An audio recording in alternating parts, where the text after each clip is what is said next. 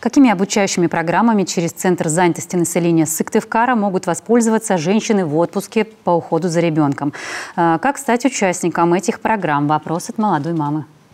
Вообще по всей территории республики такая мера поддержки реализуется. Можно и в Сыктывкаре, можно из Усинска, из любого района обратиться в Центр занятости населения, поинтересоваться, какие есть программы. Можно никуда не ходить, зайти на портал «Работа России», посмотреть все доступные программы. В прошлом году, значит, такие наиболее востребованные мы посмотрели были специалист по закупкам, бухгалтер, делопроизводство, кадровое делопроизводство, вся бьюти-сфера, сфера красоты.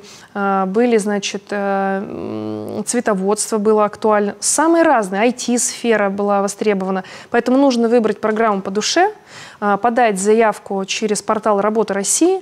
Если есть какая-то техническая сложность, недопонимание и есть возможность, может быть, в свободное время можно прогуляться до Центра занятости, подать там заявку. Специалисты и профориентируют, если, то есть направят, выберут какую-то подходящую именно по профессии направление, доп. Образование, и также помогут подать соответствующую заявку для прохождения обучения. Группа собирается и обучение организовывается. Оно, кстати, бесплатно для данной категории граждан, которые подпадают как раз под нацпроект «Демография».